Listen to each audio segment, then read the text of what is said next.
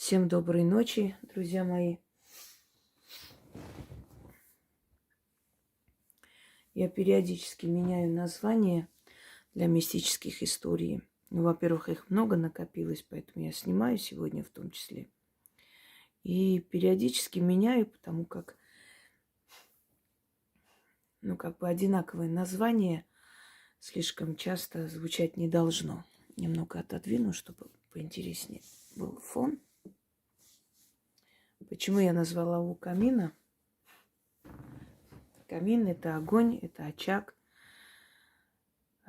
Вокруг камина собираются близкие, родные люди, сидят, пьют чай, кофе, смотрят на зимнюю природу, как правило.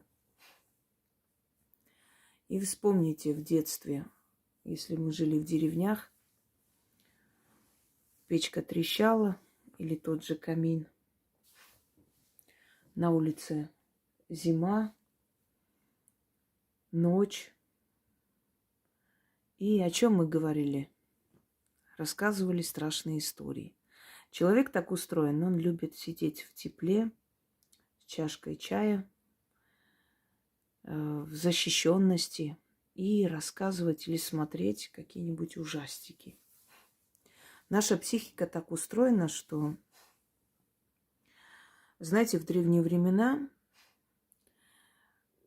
патриции Рима говорили друг другу, советовали: если хочешь, чтобы женщина тебе отдалась, отведи ее на гладиаторские бои.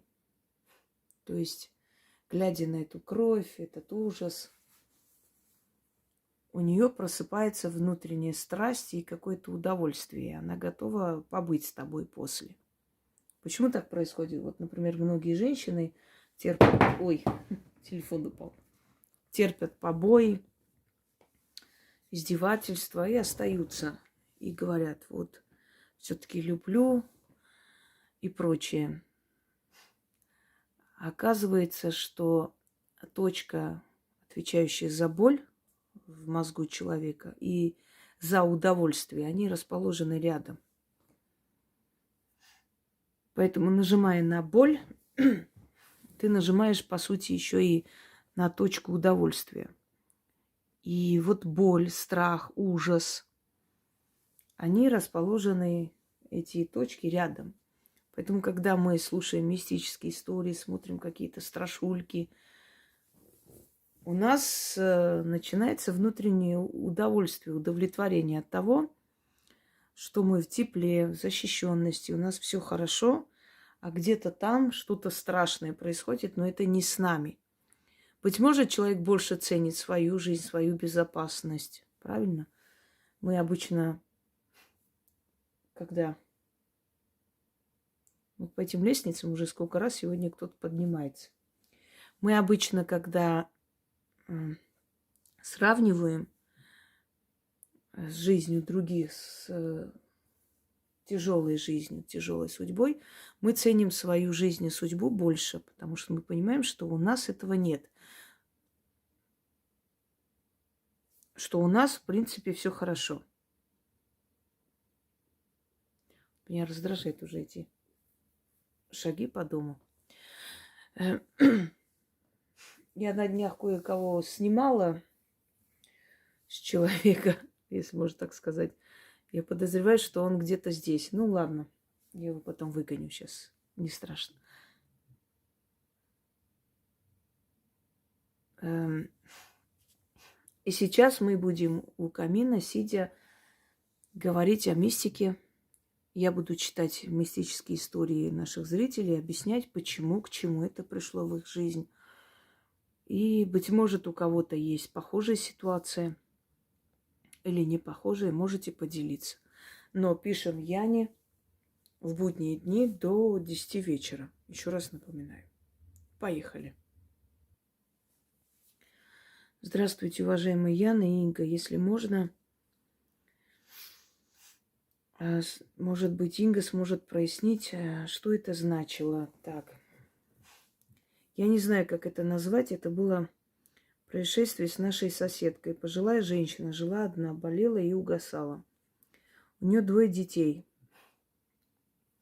Дочь живет в этом же поселении недалеко, а сын за 250 километров. Дочь за матерью не ухаживала, не приходила.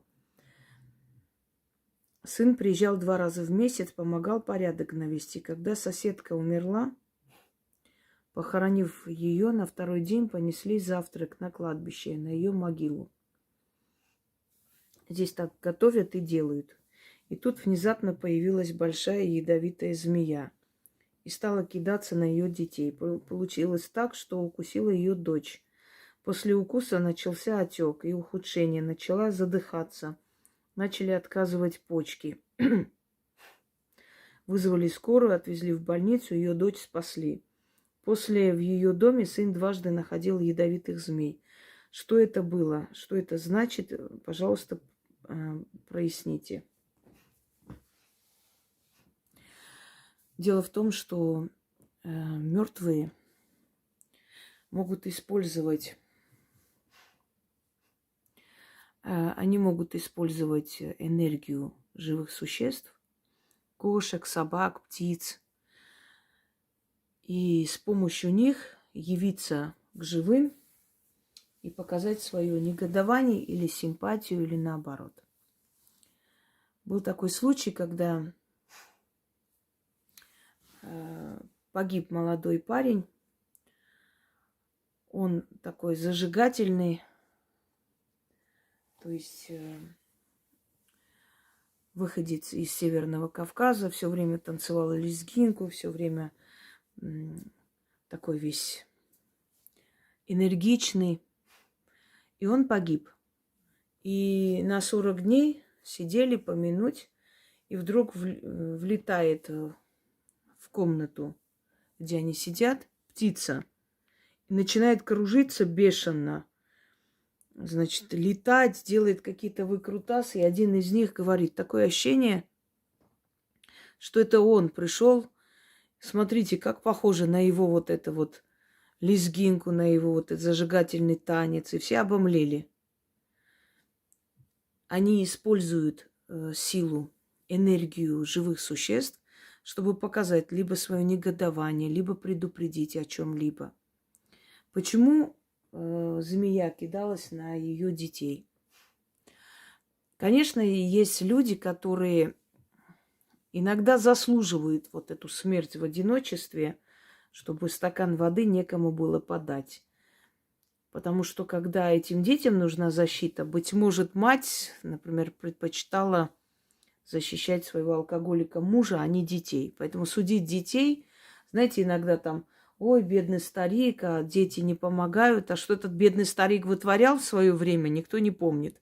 Может быть так, а быть может, просто дети сами по себе такие, и как бы не было внимания к матери. Когда после похорон они пошли туда, вот почему на дочь кинулась змея, а не на сына, потому что сын приходил и ухаживал за ней, помогал ей более-менее как мог. А дочь, которая жила рядом, не заходила. Ну, согласитесь, даже если, скажем, никчемный родитель, но умирает, мне кажется, что дети не должны так поступить. Она просто выгнала ее из своей могилы. Не хотела ее видеть. Ей было неприятно ее притворство. Ей было неприятно, что она пришла только тогда, когда ее не стало. И ее душа, используя энергию змеи, силу змеи, напала на нее. Отомстила, то есть сделала больно. Точно так же, как ей было больно от осознания того, что она умирает, а ее ребенок рядом не приходит даже смотреть, что там с ней происходит. Душа, мертвая сила, может использовать любое животное, либо энергию птиц, зверей, для того, чтобы прийти и показать свою волю. Я вам говорила о том, что часто бывает, что, например, люди, которые поздно возвращались, особенно в 90-е, в то время бандитизма и прочее, сейчас уже такого нет, сейчас довозят эти автобусы сменные, все есть. Редко сейчас приходится человеку. В конце концов, он может такси вызвать. Это доступно и как бы и безопасно. Но в то время этого не было, и Люди возвращались поздно из смены.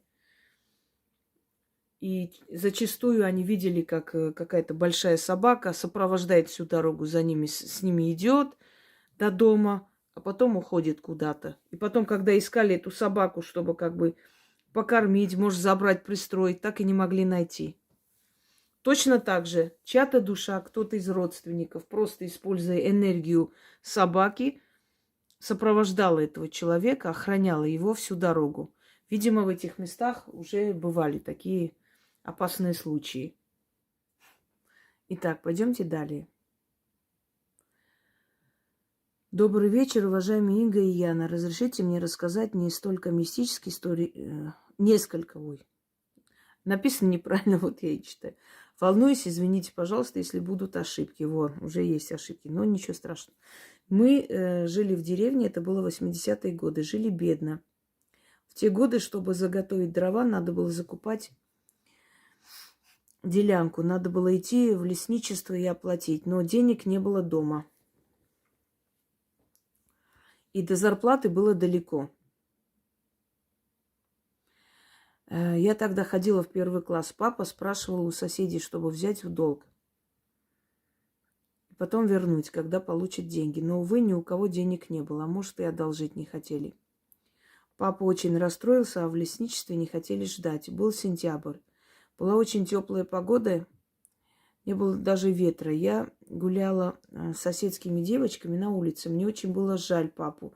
Я, шурша листьями под ногами, подкидывала их вверх и говорю шепотом: чем я могу ему помочь? Сказала, чтобы никто не слышал. И вдруг подул ветер, не сильный, ко мне, к ногам. Этот ветерок вместе с листьями принес 5 рублей. Это было тогда большие деньги для нас. Я обрадовалась и побежала к папе, отдала ему их. Он долго не верит, что я их нашла, пока девочки-соседки не подтвердили, что это точно я нашла. Папа был строгим, не любил, когда его обманывали. Вы знаете, Вселенная нас слышит. Я хочу вам сказать, что те мужчины, которые хорошо относятся к женам, к дочерям, к сыновьям, неважно, к своей семье, этим мужчинам мироздание помогает. Вот смотрите, удачливые мужчины – это те, кто любит, уважает свою жену.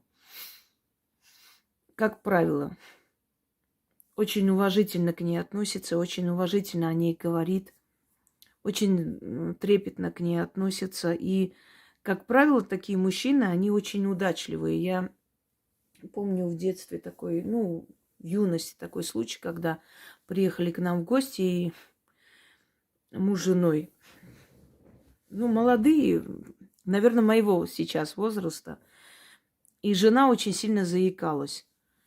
И он с такой нежностью все время ее обнимал, целовал, когда она переживала, волновалась, и у нее начиналось сильное заикание. Он просто ее успокаивал, так, знаете, ненавязчиво. И она успокаивалась и начинала говорить лучше. И мне вот это запомнилось, что человек с таким уважением, трепетом относился к ней, что, понимая ее недуг, тут же кидался ей помогать. И очень удачливый человек, очень в жизни, то есть многого добился. Потому что когда в семье мир, когда в семье любовь, то эта энергия притягивает и достаток, и нужных людей, нужные знакомства. И человек всего добивается. Вы очень хотели помочь своему папе, который был хороший человек.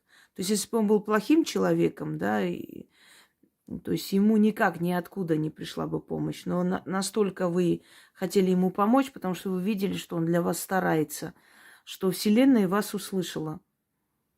Так что ничего удивительного.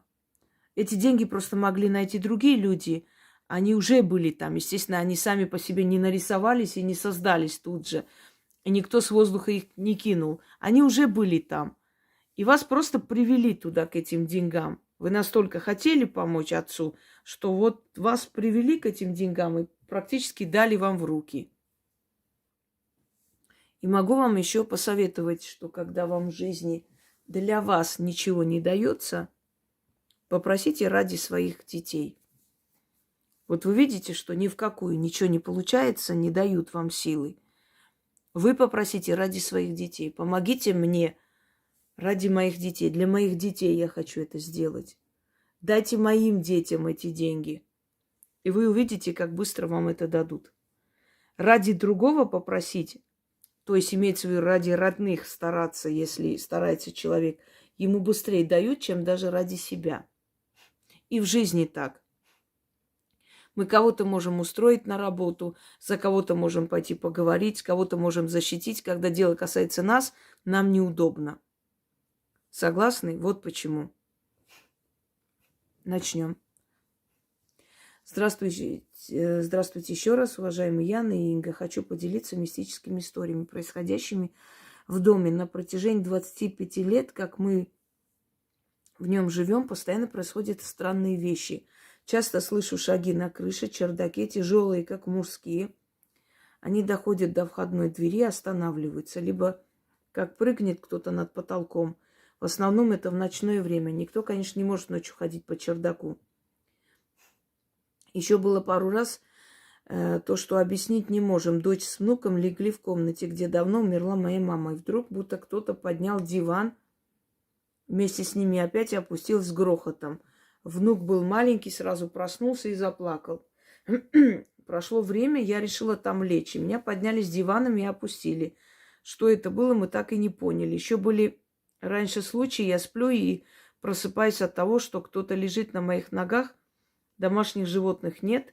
Как-то я проснулась посреди ночи и вижу, рядом лежит мужской силуэт. Я соскочила, и спала с телевизором, потом был раз как-то пробежал по постели. И в заключение хочу рассказать происшедшем после ритуала. Продаю дом, 3-й год, решила сделать ритуал «Совет с того света», безмолвная магия. И мысленно задаю вопрос: папа, что или кто мешает мне продать дом? И снится сон не мне, а дочке. Как она рассказала, это был сон-явь. Будто она спала и в то же время, как видела все со стороны.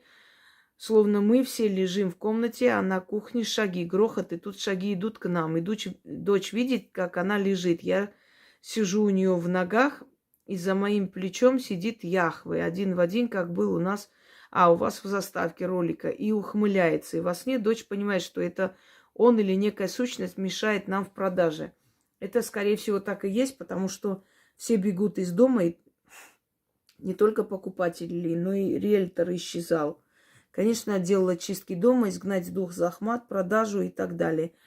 Я вам объясню, у вас не закопана икона где-нибудь под входом или, может быть, внутри стены, икона, христианская атрибутика, крест, что-то в этом роде. Потому что если ей привиделся Яхве, это значит намек на то, что христианская атрибутика, она там закопана, что-то такое заговоренное, и оно не дает, просто не отпускает, не дает продать дом.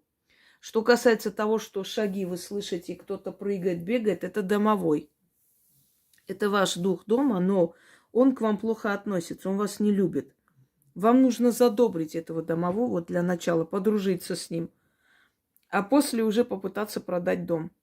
Подружитесь с домовым, принесите ему подношение, сделайте ему, пусть на чердаке какую-нибудь, отнесите там какую-нибудь коробочку, не знаю, плетенку, положите туда сладости, налейте молока.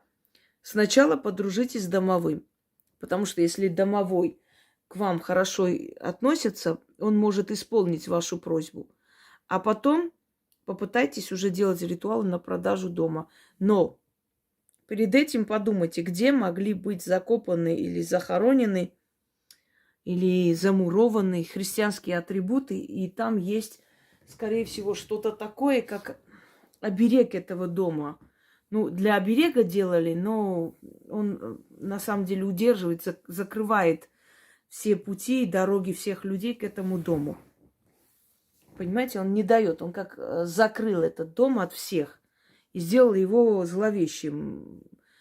Не продается никак, собственно говоря. Вот поэтому Яхве и пришел, что намек на христианскую атрибутику. Что касается того, почему он вас поднял с диваном, это его излюбленное место. Если домовой какое-то место, знаете, полюбил, вот взлелеял какое-то место, вам там делать нечего. Если там душат, бьют, значит, это его место. Там просто спать нельзя, и все. Сидите, смотрите фильм, не знаю, и уходите оттуда, но не спите там. Не пускает, это его место. Это его уголок. Вот он и будет и душить, и бить, и царапать, и поднимать. Это, представьте, с диваном поднять, это он хотел вас оттуда скинуть. Вот как мы навязчивую там кошку, да, скидываем, выкидываем, поднимаем, чтобы она убежала оттуда. Вот то же самое с вами. Подружитесь со своим домом. Вы не любите этот дом, а этот дом не любит вас. А жить на месте, то есть в том доме, где вам неуютно, некомфортно, где вас не любят, где вы не любите, там и достатка, ничего не будет. Надо подружиться. Когда я в Москву приехала, в этой квартире, все рассказывали вообще про эту квартиру какие-то ужастики. Это как черная дыра. Там кто ни жил, все терял. И бизнес, и работу, и потом убегали, оставляя долги в этой квартире. Обшарпанная была квартира, мы там немного навели порядок, более-менее там, то есть была девушка, потом она ушла, собственно, я там осталась. Но я поняла, что с этой квартирой надо подружиться. Там тоже была ходьба, там было очень такое ощущение, как будто я нахожусь в каком-то склепе. Мне даже ночью будили с такими словами «убирайся отсюда». И потом я поняла, что мне нужно просто подружиться с духом дома. Я такой человек, что я не люблю переезжать туда-сюда. Вот есть люди, которые, спокойно переезжают с одного места на другое. А мне, понимаете, я там работала, и чем дальше, тем больше копилось там очень много и даров, и имущества, и всего. И мне было все время тревожно, что, мало ли, в любой момент он скажет, я продаю дом, и вот куда я это все вывезу? Это же все... Это как бы все мое и не совсем мое, потому что в любой момент, если человек придет, там закроет вот, его двери, сколько бывает таких случаев. В принципе, они неплохие люди, но мало ли. И я понимала, что переезжать я никуда не хочу, но я перееду только в свой дом. И я упорно там жила и переехала в свой дом. Собственно, так и было. Но почему эта квартира мне дала очень многое? Я начала с ней дружить. И она начала меня защищать. И если там какие-то страдания, трудные годы проходили в моей жизни, они перестали. Они прекратились, остановились, и я просто начала жить. Понимаете, эти духи, которые всех гнали оттуда и гнобили, они меня полюбили. Они меня начали оберегать, одаривать, помогать. Вот то же самое, если вы не любите место, в котором живете, это место вам ничего хорошего не даст. И дом вас не будет любить, и вы не будете дом любить, а значит, благополучия там быть не может. Подумайте над моими словами. Подружитесь со своим домом для начала. И, может быть, потом вам даже уехать не захочется. Начнем. Яночка, здравствуйте. У меня появились вопросы к уважаемой Инге на тему мистические истории. Первый эпизод произошел 2 месяца назад. Захожу я днем в своей квартире на кухню. У меня на плите сидит таракан, смотрит на меня. Может, это и не таракан был, а какой-то другой насекомый, но я подумала, что таракан. Очень расстроилась, так как теперь придется их как-то выводить, изводить. А у нас в этой квартире за 15 лет проживания их не было. Я быстро подскочила, хотела его прихлопнуть, а он ускользнул и будто растворился. Несколько дней я ждала, что придут еще тараканы, но больше никого не появлялось. До сих пор под впечатлением от его взгляда. Он смотрел на меня, как будто все понимал. Кто это мог быть, или я себе напридумывала. Мог ли, например, домовой явиться в таком обличии? Да, может. Духи иногда проявляются в виде червяков, в виде каких-то насекомых. И на кладбище даже зимой могут проявить себя какими-то огромными насекомыми. Это недовольство какое-то. нежелание сделать что-то, что вам хочется. То есть вот дух дома таким образом, вызывая у вас отвращение, злость, дал понять, что что-то вы не так делаете в этом доме. Может быть, люди, которые к вам должны приехать или приехали, может быть, эти люди были не очень порядочные и хорошие, поэтому сила, то есть дух дома дал понять, что ему это не нравится. Не нравится компания, которая у вас собирается. Все что угодно это может быть, но это действительно дали вам понять, что что-то не так. Тоже попробуйте подружиться с домовым. Но больше всего обратите внимание на людей, которые к вам приезжают. Или которые собираются к вам приехать. Может быть, собираются приехать в ближайшее время. Это не просто так. Такие проявления происходят или после того, как неприятный человек уехал, или до того, как неприятный человек должен приехать. И они, предчувствуя что-то неладное, вот так себя проявляют. Второй случай произошел неделю назад. Я встаю поздно, так как поздно ложусь. И вот утром, перед тем, как проснуться и встать, я ощущаю сквозняк, а этого не могло быть. А потом кто-то начал сильно меня толкать за шею. То ли хотели, чтобы я встала, то ли что-то хотела мне сказать. Я очень сильно испугалась, не могу забыть это ощущение. Если в доме сквозняк, вот внезапно ветер и начинает душить, это означает, что какой-то портал у вас дома открылся, но не всегда это надолго, это иногда бывает на время. Понимаете, духи, они перемещаются в пространстве. Ой, опять телефон. Они перемещаются в пространстве и проходят сквозь наше пространство, сквозь наши стены и то место, где мы живем. И в этот момент мы можем увидеть их иногда. Тени проходят. Вот сидишь там на кухне, чай пьешь, а потом тень прошла какая-то. Даже человек может пройти просто мимо нас, вот так прошел и исчез, растворился, в стену прошел. Это возможно. У нас бывают и такие сильные дни, бывают необычные дни, бывают какие-то древние праздники, когда открывались врата, и духи могли более быть активны вокруг нас и прочее. Во время войн так бывает, когда очень много погибших, не нашедших покой душ, они начинают вокруг нас ходить, и, собственно говоря, мы ощущаем их присутствие. Но если сквозняк и начинает душить, это некая непокойная, неупокоенная, да, не нашедшая свое пристанище душа, которая проходит сквозь наши стены. Каким-то образом она там оказалась, как угодно. Это может и с человеком прийти. Вот у вас был гость, а вот за ним ходит эта неупокоенная душа. Она у вас осталась. А может, осталась на время, потом снова пойдет за ним. А может, навсегда осталась. Есть иногда вот гости приходят и начинают говорить, что ой, так плохо я спала у вас дома, что-то мне нехорошо, всю ночь неуютно. Это он просто первый раз ощутил ту самую душу, которая привязалась к нему и ходит за ним по пятам. А потом эта душа может остаться в вашем доме. Или какой-то портал открывается, или вы какую-то ошибку допустили и дали возможность этим неупокоенным душам собраться в вашем доме хоть на время даже. Начинает душить, толкать, щипать, да, начинается сонный паралич. Но, как правило, если это сквозняк именно, вот если ночью внезапно просыпаетесь, когда воздуха не хватает, кто-то душит вас, и вы не можете рот открыть, говорить, парализует. Это одно. А когда именно сквозняк, ветерок, это, как правило, мертвец, мертвая душа, которая нападает. Нападает для того, чтобы забрать как можно больше энергии страха у вас и забирает. Потому что это ужас, страх, вы не можете ничего сделать, вы не можете даже глаза открыть иногда.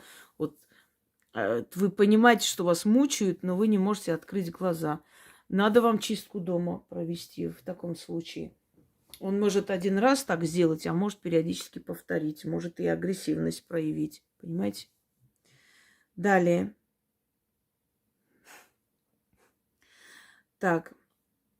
О разговорах на посиделках с котом-бегемотом. Здравствуйте, уважаемая Яна. Здравствуйте, уважаемая Инга. Как-то в детстве с подружками заигралась в прятки. До темноты на улице игра проходила у подъезда многоэтажного дома. Нужно было спрятаться и потом бегом опередить ведущего и коснуться двери подъезда. Произошло как-то так. Ведущая девочка и несколько игроков бежали к подъезду. И в этот момент к соседнему подъезду подошел мужчина в черном плаще и шляпе и зашел. Мы в этот момент остановились как вкопанные, причем в таких позах на бегу, в которых устоять невозможно. Должны были упасть. Так и стояли. Пока этот человек не вышел из него, мне было 10. Но событие это вырезалось в память. Объяснений до сих пор не нахожу. Объясните, пожалуйста, что это такое было. Спасибо вам за лекции и так далее. Объясняем. Вот смотрите, когда вы попадаете в параллельное измерение, там время протекает совершенно по-другому. И вы смотрите вокруг себя, и ощущение, как замедленная съемка, понимаете, кинопленка. Вот так замедленно, все замедленно. У нас хотя бы раз в жизни такое было. Когда ощущение, что ты сидишь за рулем, а едешь едешь обратно, то есть наоборот, назад. И у тебя просто холодеет кровь от страха, что ты сейчас кого-то заденешь или задавишь или что-нибудь еще. Но на самом деле ты стоишь на месте, а там светофор. Но тебе кажется, что тебя ведут назад. Ты назад откачиваешься, уходишь. Это первый момент. Бывает иногда, что человек вышел на улицу, ему показалось, что местность совершенно незнакома. Вот он вышел со двора своего, как обычно, смотрит, а там какие-то другие дома. Это доли секунды. Но ощущение, как будто целый час смотрел на все эти преломления временные, хрономиражи их называют. То есть наше пространство запоминает, что у нас было вокруг, то до того, как мы там жили, и эту картину сохраняет в памяти, а потом в какой-то момент мы это видим. Далее вы ходите с остановки, смотрите вокруг, и такое чувство, как будто люди медленно передвигаются, все вот замедленная съемка, как в аквариуме, ничего не понятно, все какие-то шумы, пару секунд, а потом вы очнулись, поняли, что все хорошо и нормально. И когда это происходит? Когда человек перемещается вот в это ощущение между жизнью и смертью, между навью и явью, вот это пограничное состояние, когда он перевозбужден, когда он в горе или в радости, когда он играет. Ведь вы же играли, бегали, прыгали, чтобы успеть, кто там добежит. Это же как бы игра на перегонки, и кто не успеет, тот проиграл. Это вот время, когда вы в перевозбужденном состоянии таком, и в это время вы можете видеть потусторонний мир. Не всегда, конечно, но зачастую так бывает.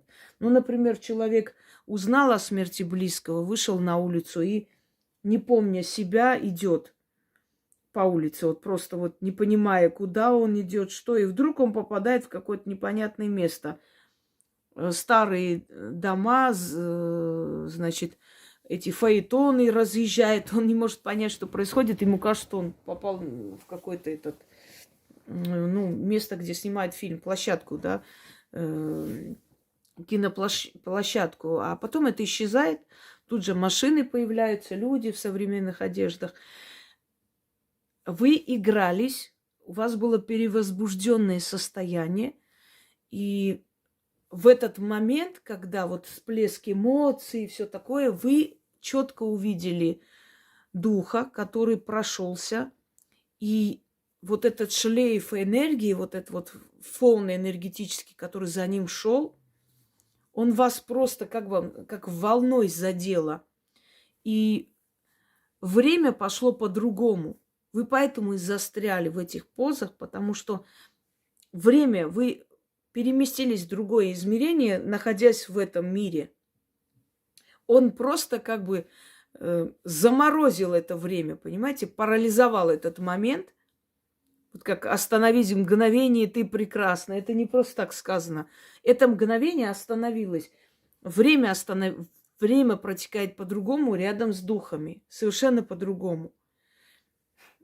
Именно поэтому люди, например, которые вот шагнули внезапно на трассу, вот проходя, да, шагнули и смотрят. У меня было такое, я смотрю смерти в глаза просто. Едет электричка, просто летит, я стою, и меня парализовало. Вот так люди и гибнут. Мне бы один шаг сделать, уйти, а я стою, смотрю, я вижу, как зрачки расширяются у этой женщины, у нее ужас, гримаса на лице у вот машинистки. А я не могу никуда двигаться, я как будто меня парализовало, прям вкопанная стою, и я чувствую, как просто вот рука мужская такая мощная, сильная рука вот так схватила меня за шиворот и оттащила просто. И вот сантиметр этот проехал трамвай, задел куртку, он прям черная была, ну просто куртку и все. Он меня спас, беременная. Я просто вышла с экзамена, какая-то вся взъерошенная, уставшая, там мучила меня эта баба. И я в таком состоянии вот непонятном, то есть уставшем, вот тоже так пограничном состоянии, шла домой. Вот время протекает замедленной съемки. И незаметно для вас вы можете оказаться вот в этой волне остановки времени. И вы оказались. Это была какая-то сила. И наверняка после появления этого черного существа, наверняка после появления у этих соседей какое-то несчастье случилось. Может кто-то умер и так далее. Просто так они не появляются, собственно говоря. А теперь хочу показать вам несколько фотографий мистического характера. Смотрите сюда. Пожар в доме. Смотрите, лицо, ну, как черт. То есть вот такое вот рогатое существо, да? Уши, лицо, глаза, даже щеки видно. И рога.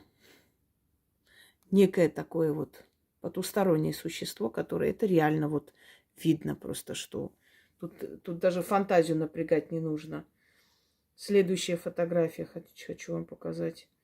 Сейчас покажу и, собственно, на этом ограничимся на сегодня, пока вы прослушаете. Вот. Вот смотрите. Видите лицо человека? Вот. Но здесь не одно лицо. Здесь еще есть лицо. Вот смотрите. Вот как дедушка старый. Еще и как руки, когти. Смотрите, как когтями, как что-то ест. Вот смотрите. Вот бородатый такой. Бородатая голова лысая. И как будто что-то держит. Оно более четко видно, я бы сказала, даже, чем вот это лицо. Хотя это лицо тоже видно. Это старый дом, видимо. Хоть он и переделанный, там что-то там еще, но старый дом. Видите? Вот такие съемки, да, я потом соберу и сделаю альбом. Это реальность. Это действительно видно, что это потусторонние сущности. Все, друзья мои, на сегодня достаточно. У меня сегодня очень много дел. Пойду займусь делами. Пока это загрузится, просто очень много отправляют историй, поэтому я решила все же загрузить их. Всем удачи!